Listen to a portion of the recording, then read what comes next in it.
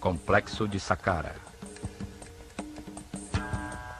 Saqqara é a primeira manifestação do avançado conhecimento dos sacerdotes da Escola de Mistérios Olho de Horus, cujas ruínas existem até hoje.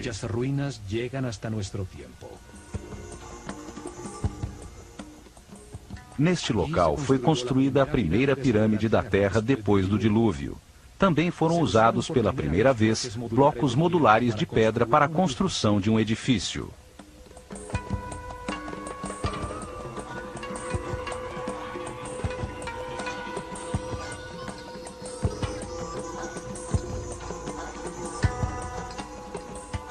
Nas paredes, esculpiram hieroglifos com os primeiros textos religiosos da história.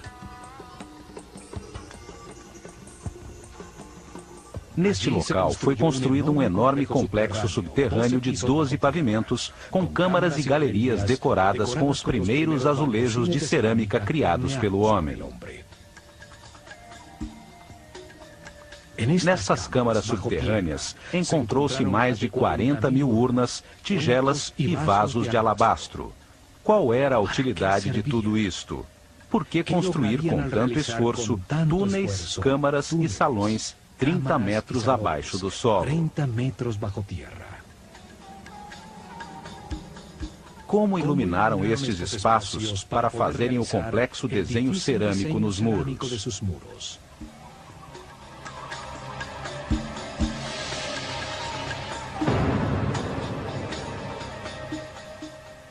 Porque as construções são volumes maciços de pedra sem nenhuma utilidade aparente.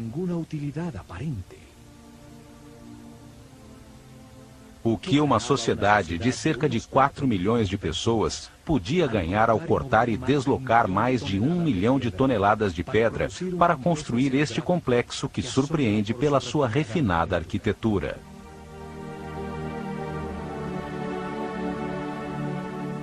Qual o objetivo de um trabalho tão elaborado de esculturas em pedra, colunas, baixos relevos e detalhes arquitetônicos refinados num edifício que não tinha nada em seu interior? Como explicar a utilização de uma avançada tecnologia com algo tão inexplicável racionalmente? Saqqara é um dos maiores mistérios do Egito.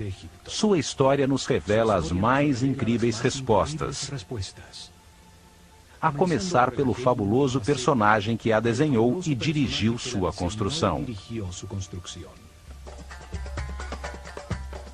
O arquiteto Imhotep, cujo nome significa o sábio que vem em paz, sumo sacerdote da Escola de Mistérios Olho de Horus, tem um lugar de destaque na história da humanidade. Ele foi primeiro-ministro, vizir e chanceler do faraó Djoser, que reinou na terceira dinastia em torno do ano 2800 a.C.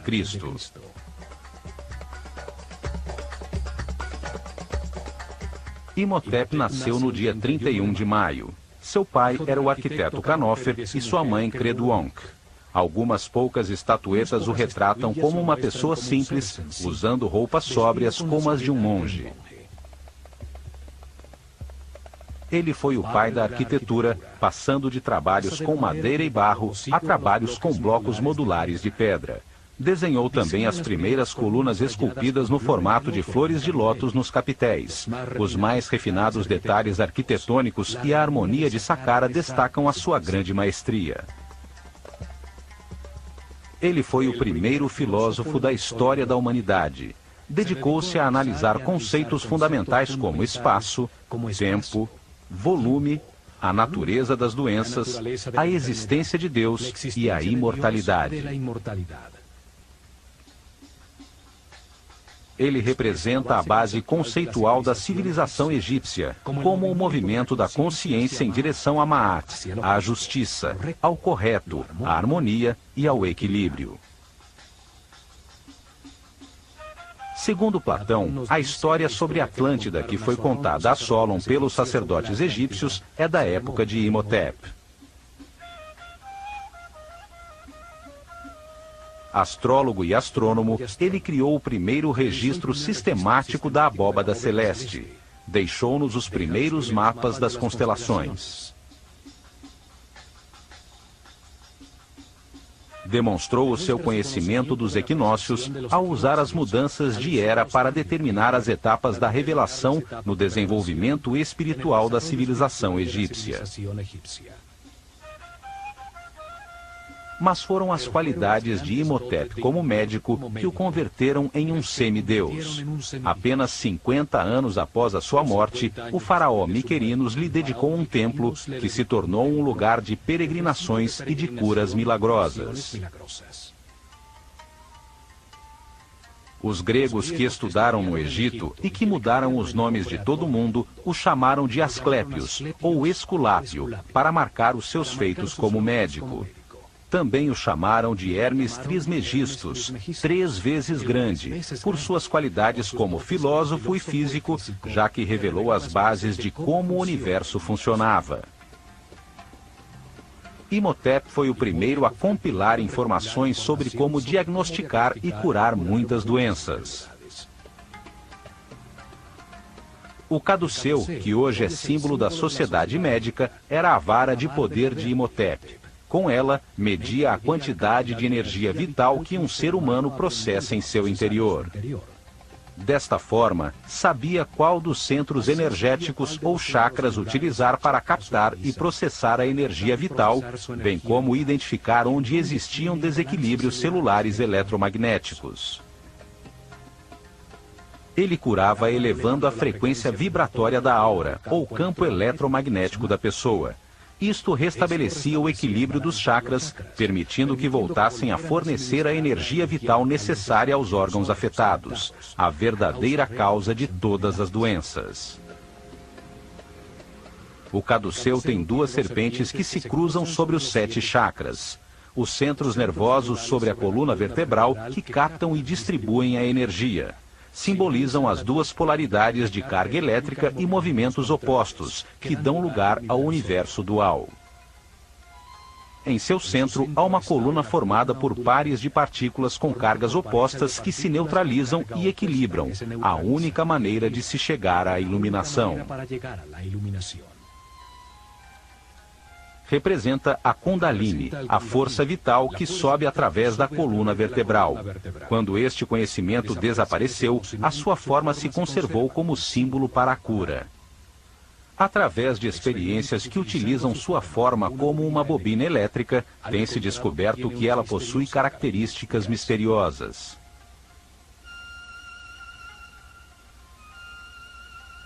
Quando se aplica uma corrente elétrica, não se detecta nenhum campo de força, embora os seus efeitos sejam comprovados, pois é gerada uma ressonância em todas as frequências e longitudes de ondas.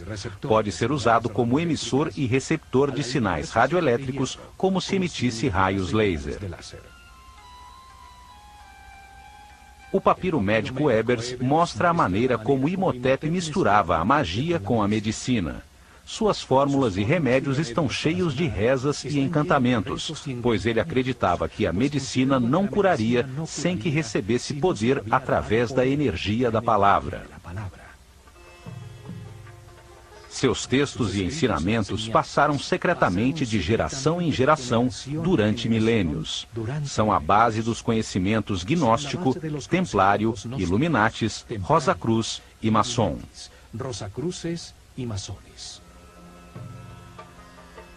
Os gregos os chamavam de princípios herméticos. Imhotep deixou para a posteridade vários papiros e textos. Um deles, o Kybalion, fala dos 7 princípios fundamentais do universo.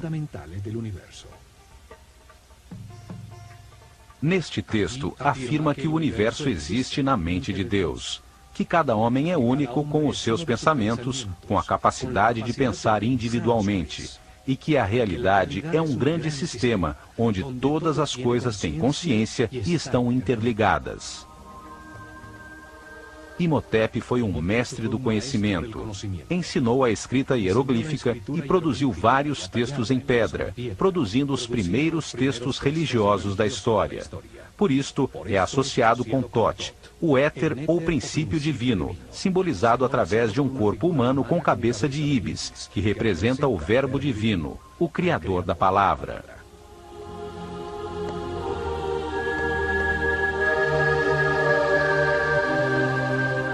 Não há dúvidas de que Imhotep foi um ser especial, e com o passar dos anos, ele se tornou um mito, associado ao divino. A ele foram atribuídos diversos nomes como Thoth, Mercúrio, Quetzalcoatl, Esculápio e Hermes Trismegistus, o 3 vezes grande. O termo hermético se converteu em sinônimo de sabedoria secreta. A mesma sabedoria que uma vez esteve nas mentes dos sacerdotes do Olho de Horus, dos quais um dos primeiros sumos sacerdotes foi Imhotep, o sábio que vem em paz.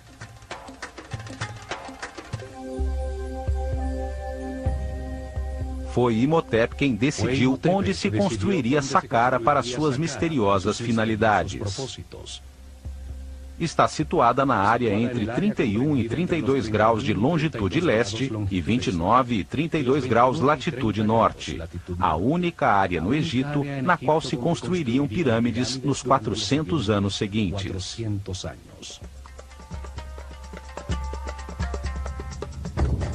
Uma zona desértica a 14 quilômetros ao sul do Cairo, ao lado de Mênfis, a desaparecida capital do Egito. Em Meidum, Hawara e Elahum estão as que ficam mais ao sul, e em Abu Hawash, a pirâmide que está mais ao norte.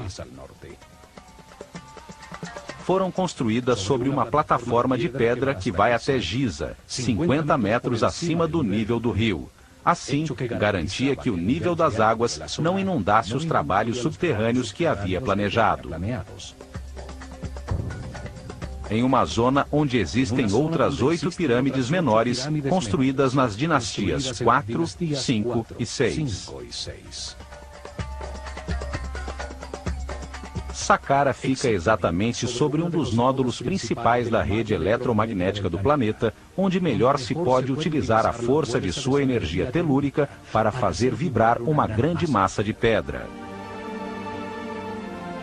Nesta área ocorrem os efeitos eletromagnéticos naturais mais poderosos do planeta.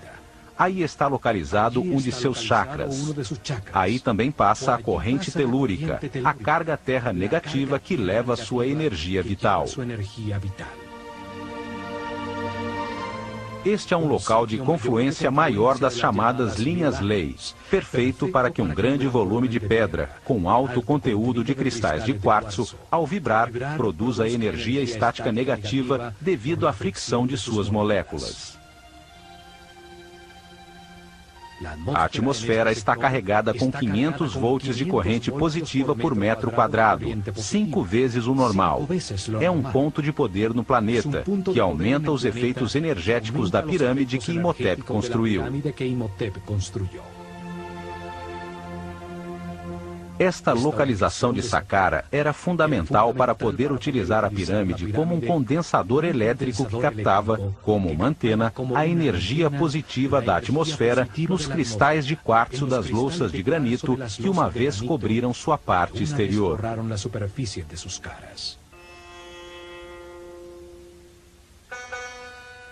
Saqqara significa o que abre e guia no caminho.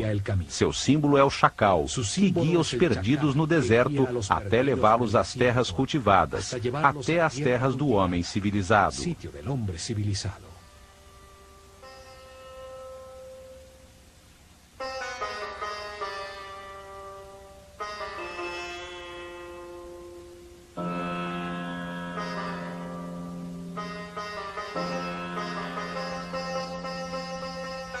Ao longe, a primeira que se via era a pirâmide branca, rodeada por uma grande muralha, a primeira construída em blocos de granito cortado em sofisticados baixos relevos e umbrais.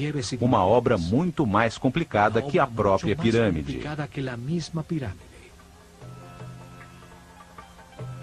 130 mil toneladas de granito formavam um muro de pedra alto e especial que rodeava os 15 hectares do complexo, protegendo-o do caos exterior e atribuindo-lhe uma forma retangular, ajustada exatamente na direção cardial norte-sul, paralela ao curso do Nilo.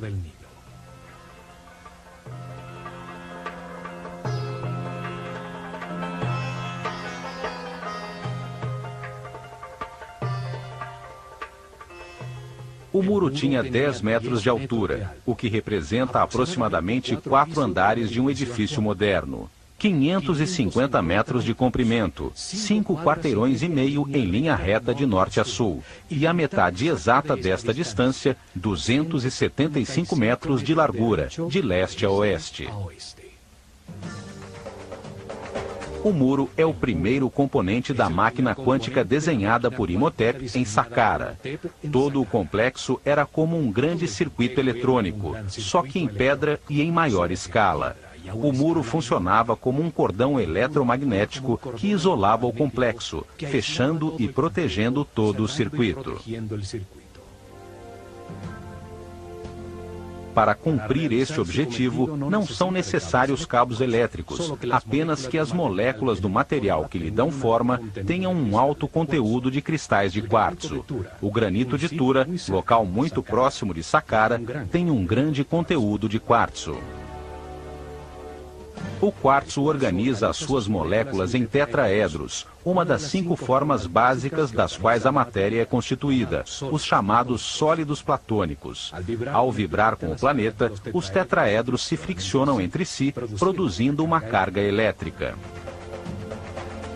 Os 85 mil metros cúbicos do muro de granito continham uma enorme quantidade de cristais de quartzo que geravam um poderoso campo de força, uma onda radioelétrica constante. O muro é parte integral de um complexo captador de energia eletromagnética, cujo coração estava na pirâmide escalonada que, com os seus 66 metros de altura, dominava o complexo.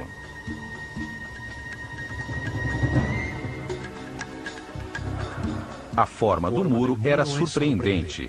Entrava e saía de forma regular, gerando pórticos em intervalos constantes. Baixos relevos verticais marcavam os pórticos, que embelezavam e regularizavam o conjunto, produzindo uma sensação de harmonia com um estilo arquitetônico quase ultramoderno.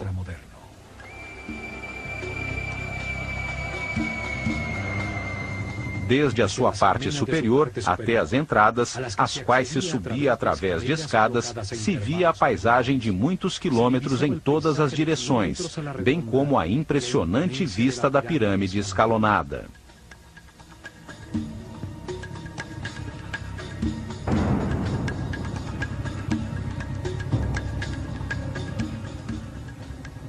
Não só foi a primeira construção monumental construída em pedra talhada pelo homem, mas tem uma série de detalhes arquitetônicos que indicam uma maestria e um conhecimento que nunca foram superados em todo o desenvolvimento posterior àquela civilização. 15 pórticos iguais escondiam o único que tinha uma porta verdadeira, localizado em uma esquina a sudeste do enorme retângulo. Constituía-se de um estreito corredor de acesso que só permitia a entrada de um visitante por vez.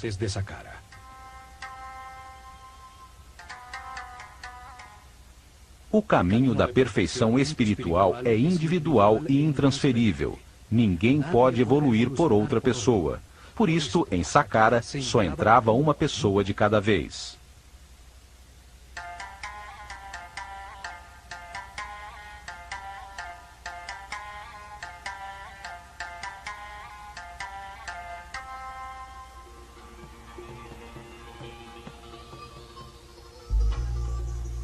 Um muro tão alto, com 14 portões falsos e apenas um verdadeiro, numa entrada tão estreita que parecia haver sido construído com propósitos de defesa. No entanto, Saqqara nunca teve uma porta em sua única entrada. A tecnologia aplicada restringia o acesso aos seres com mentes primárias, os que tinham um campo elétrico pessoal carregado negativamente.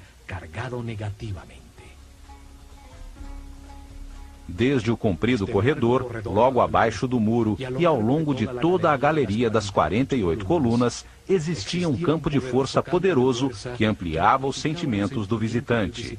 Se existisse ódio, medo ou insegurança em seus corações, sua própria angústia ampliada impedia que penetrassem no complexo.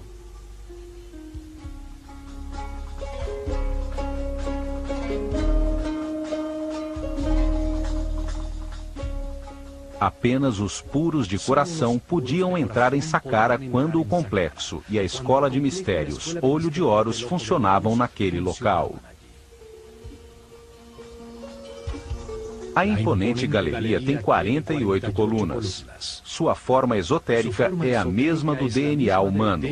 20 pares de colunas estreitamente unidas a seus muros, dispostas no sentido em que caminha o Sol sobre o feixe de avanço da energia, a espiral da molécula.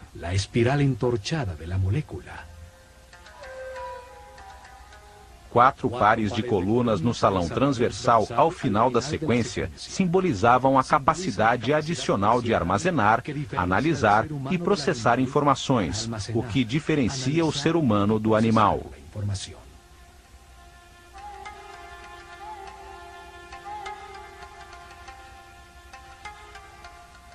As colunas totalmente modulares e com 7 metros de altura estavam dispostas seguindo uma série de princípios arquitetônicos que se repetiriam milhares de anos depois no Partenon. Cada coluna tinha a forma de um papiro. O cilindro tinha uma ligeira convexidade e se estreitava em sua parte superior, acentuando a verticalidade para enganar a visão. Sem esse truque, se veriam curvas sob um ângulo distante. O restaurador de Saqqara, Jean-Philippe Loé, também descobriu que na profundidade da galeria, as colunas mais distantes estavam ligeiramente distanciadas entre si, aumentando a perspectiva e produzindo a sensação de que a galeria era maior.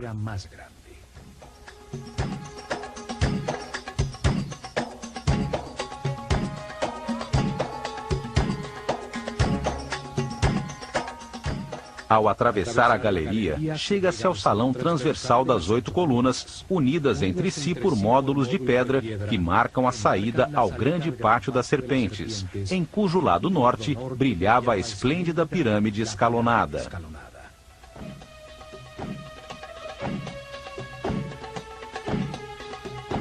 O pátio estava originalmente delimitado por altos muros com intrincados baixos relevos. Formava nichos com uma forma que simboliza uma porta e que, posteriormente, apareceria nos muros de todas as tumbas egípcias.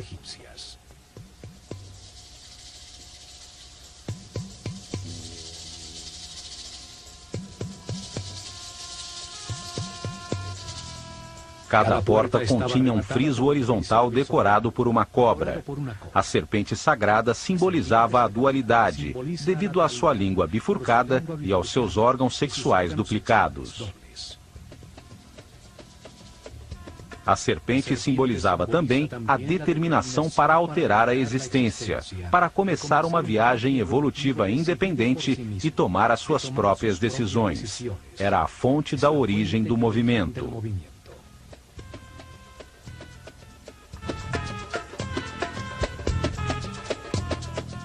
Neste pátio realizaram-se muitas cerimônias, a maioria com discípulos da escola. Ao menos uma vez por ano, o faraó vinha a este local para ser coroado novamente pelo sumo sacerdote da escola Olho de Horus, com uma coroa branca e vermelha que simbolizava o seu poder sobre todo o Egito. Quando o reinado do faraó completava 30 anos, realizavam uma cerimônia de renovação, chamada El-Heb-Sed. Nesta cerimônia, o faraó, adornado somente com as insígnias de seu poder, corria ao redor do pátio das serpentes, simbolizando o seu rejuvenescimento e demonstrando sua força para governar o plano físico. O muro na parte sul do pátio formava a fachada da chamada Tumba Sul, uma capela falsa, feita de pedra maciça, cuja verdadeira função era dissimular um dos acessos ao complexo subterrâneo. A capela tem um pequeno espaço em seu interior, onde havia um poço vertical que permitia chegar ao sistema subterrâneo, longe do acesso que chega à pirâmide. Nessa profunda escavação, descobriu-se a escada original de acesso ao mundo subterrâneo. Os dois poços verticais de acesso, o da pirâmide e o da Capela Sul, foram encontrados selados com tampas circulares de granito que pesavam mais de 10 toneladas. A capela na superfície era só uma fachada falsa para este acesso. A verdadeira vida de Saqqara estava abaixo da terra. Deste acesso na Tumba Sul, se chega às câmaras e galerias subterrâneas, e há um túnel que termina exatamente abaixo da galeria de acesso.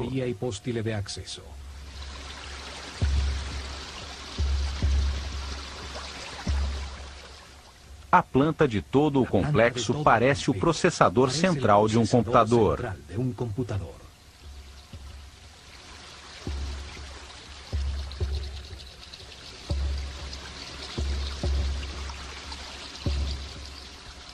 Saqqara foi a primeira experiência com a forma piramidal para aplicar e aperfeiçoar uma tecnologia quântica, cujo objetivo era acelerar o aperfeiçoamento espiritual dos discípulos da Escola de Mistérios do Olho de Horus.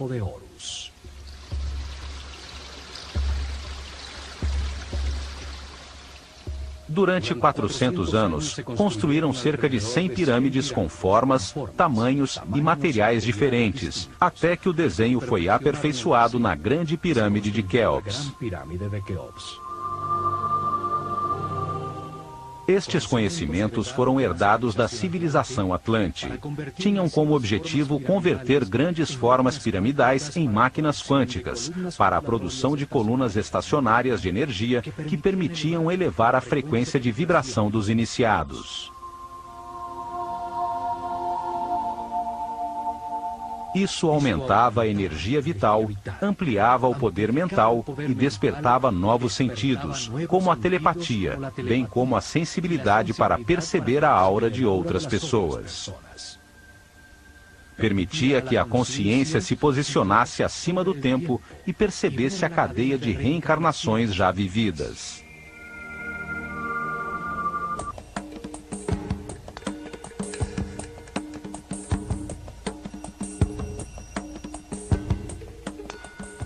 No lado por onde se eleva o sol no Pátio da Serpente, ainda permanecem erguidas 3 colunas. Elas formavam o centro do chamado Templo Real de Heb-Sed, um pavilhão utilizado pelo faraó e pelos sacerdotes do Olho de Horus durante as celebrações.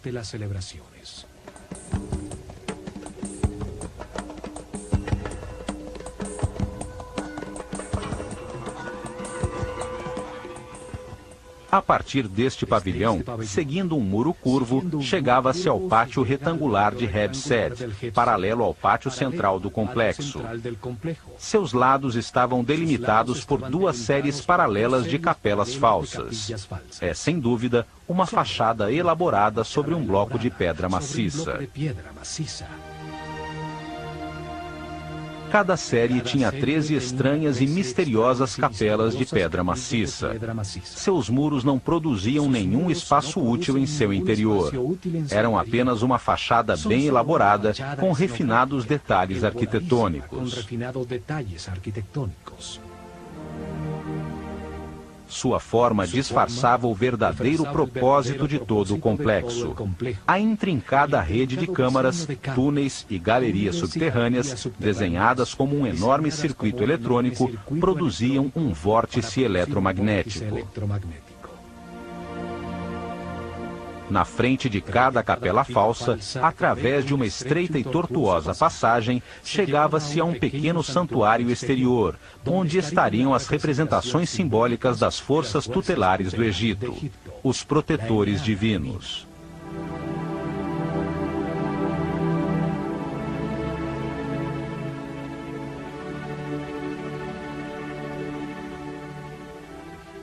Os muros exteriores estavam decorados com os altos e baixos relevos de portas e janelas falsas, cercas falsas de madeira, séries de jets e colunas tipo flauta. Enfim, uma cenografia completa talhada em pedra. Ao norte do pátio das capelas falsas, exatamente ao leste da pirâmide escalonada, estão as chamadas Casas Sul e Norte, duas construções muito maiores, mas igualmente falsas.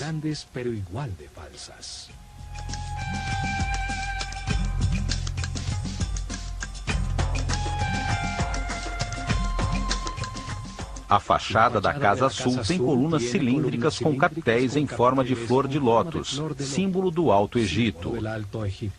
Em uma das paredes de um estreito corredor está a pichação mais antiga do mundo, hierática e com comentários que fazem referência ao faraó Djoser.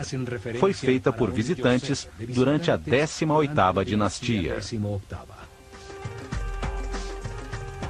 A fachada da Casa Norte tem colunas com papiros, o símbolo do Baixo Egito, o delta ao norte do país. Neste local, durante a cerimônia do Red Sed, o rei recebia a coroa vermelha, que simbolizava sua autoridade sobre este território.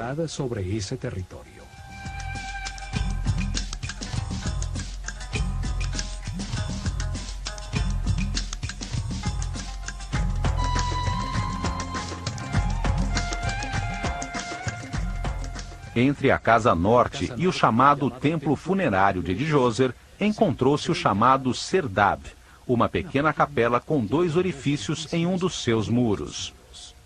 Através destes orifícios, podia-se observar no pátio uma estátua do faraó Djoser recebendo a brisa revigorante do norte.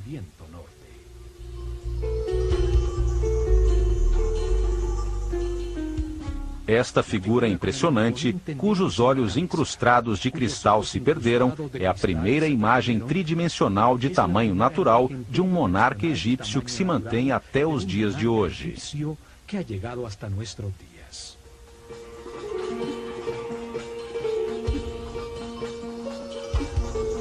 Ela observa, há milênios, a surpresa que as construções falsas contidas em seus muros causa a todos os visitantes de Saqqara. O disfarce que esconde a poderosa máquina quântica. Daqui vêm as teorias que afirmam que Saqqara foi a sua tumba nunca utilizada.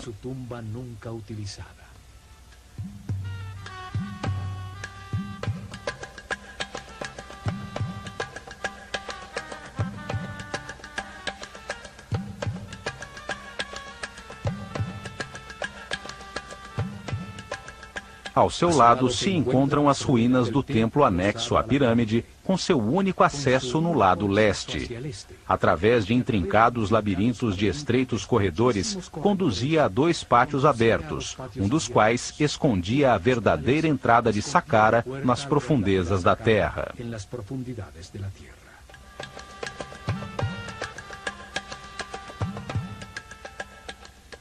Este pátio tinha como objetivo despistar o acesso principal às galerias subterrâneas. Este esquema de um templo anexo se repetiu em todas as 108 pirâmides que foram construídas nos anos seguintes.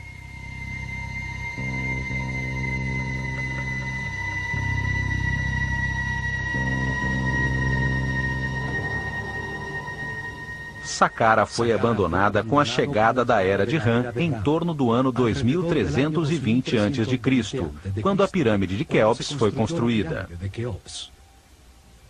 O conhecimento sobre os acessos às câmaras e galerias subterrâneas se perdeu com o passar dos anos. As pedras de seus muros foram utilizadas como material de construção.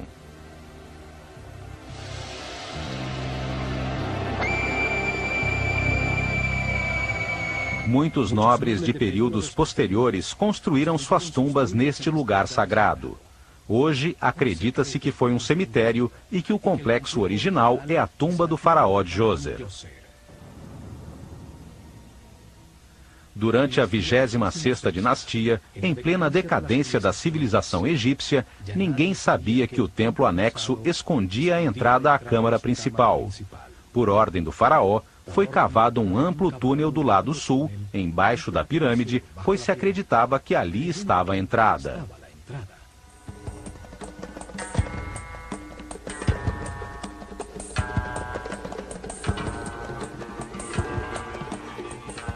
A rocha foi perfurada, sendo mantidas muitas colunas em pedra para evitar que o túnel desabasse.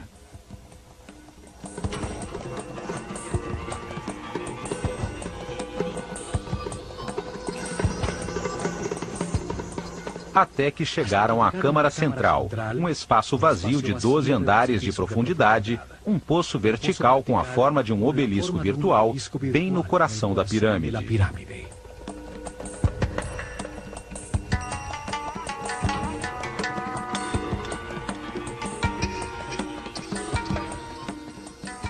A partir daí, descobriram que o acesso original estava, na realidade, no lado norte da pirâmide, e então puderam entrar em todo o complexo de galerias subterrâneas.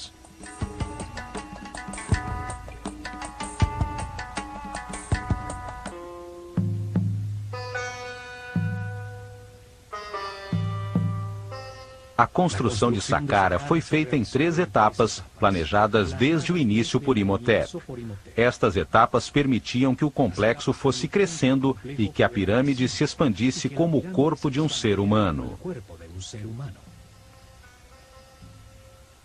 A primeira etapa começou com a construção da coluna vertebral do complexo, a escavação do poço vertical da pirâmide, que descia até uma profundidade de 30 metros. 12 andares de profundidade, que equivaliam a 50% da altura total da pirâmide acabada.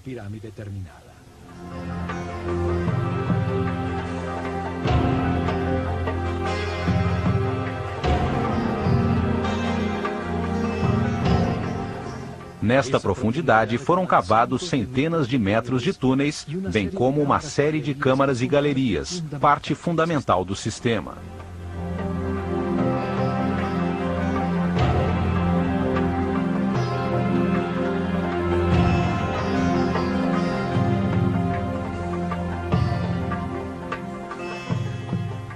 Na segunda etapa, uma pequena pirâmide escalonada foi construída sobre o complexo subterrâneo. Seu peso era exatamente 50% da pirâmide projetada. Utilizava apenas metade dos recursos e do esforço total.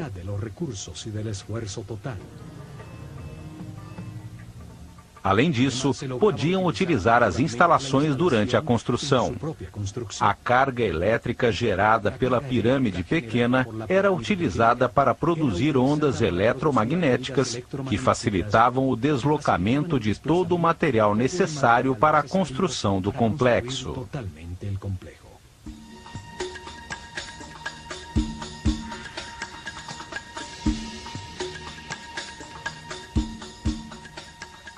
A partir da parte frontal da pirâmide, colocavam uma série de pilares chamados djed, a distâncias regulares. Estes transferiam, de um para outro, a carga de íons negativos gerados por suas massas em vibração.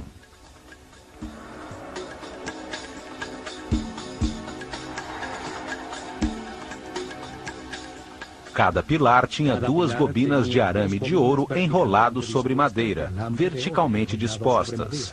A primeira na parte inferior, a segunda na parte superior. O pilar era colocado sobre uma cavidade de fibra molhada em água salgada que produzia um excelente contato terra. Era necessário que um sacerdote de alto nível de consciência e vibração controlasse a energia da mente, de modo a permitir a transferência do fluxo de íons ao primeiro pilar na frente da pirâmide. A partir daí, a carga elétrica fluía de maneira regular de coluna em coluna.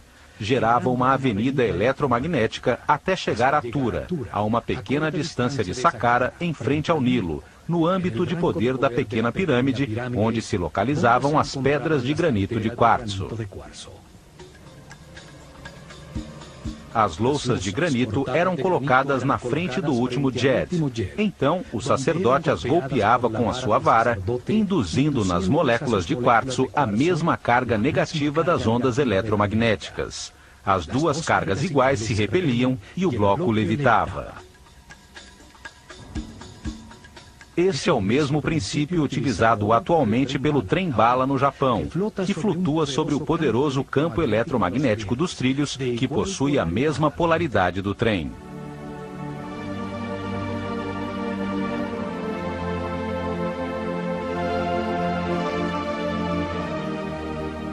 Dessa forma, com a primeira linha de transporte eletromagnético, eles puderam facilmente transportar toda a pedra que precisavam para a terceira etapa. As 425 mil toneladas de pedra para ampliar a pirâmide e as 135 mil toneladas de granito para o muro externo.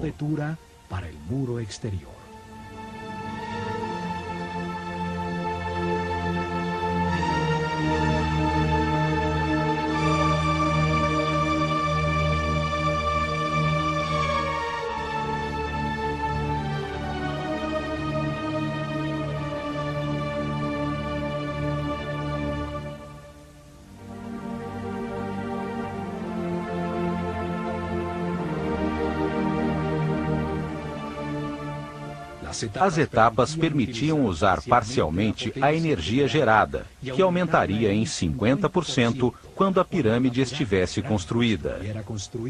A energia total garantiria uma onda eletromagnética que chegaria até Maidum, o chamado ponto médio, entre Saqqara e as pedreiras de granito vermelho no Alto Egito.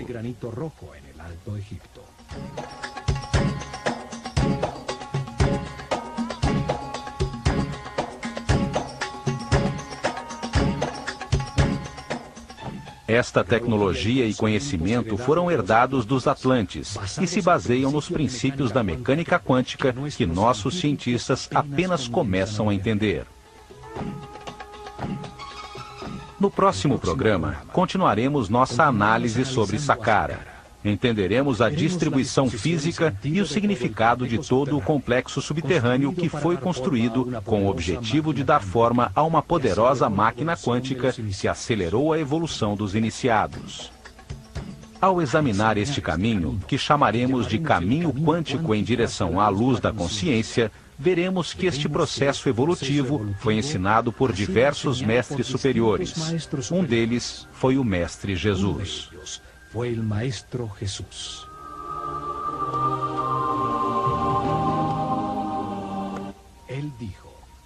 Ele disse que, se seguíssemos o caminho da luz e da vibração do amor, realizaríamos coisas ainda maiores. Ele se referia à utilização das partículas subatômicas da luz, à força criativa que deu forma a este universo.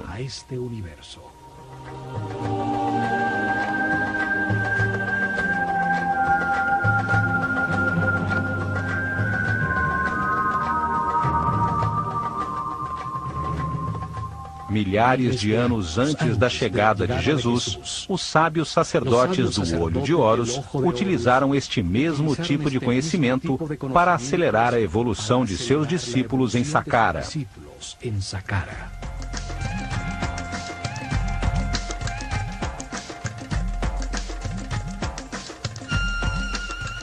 Construíram grandes formas piramidais, máquinas quânticas para a produção de colunas ondulatórias de energia, que usaram para elevar a frequência de vibração dos iniciados. Criaram um centro de comunicação com dimensões superiores que permitiram aos discípulos mais avançados verificar o caminho da luz. Receberam informações de seres mais evoluídos, de mestres superiores.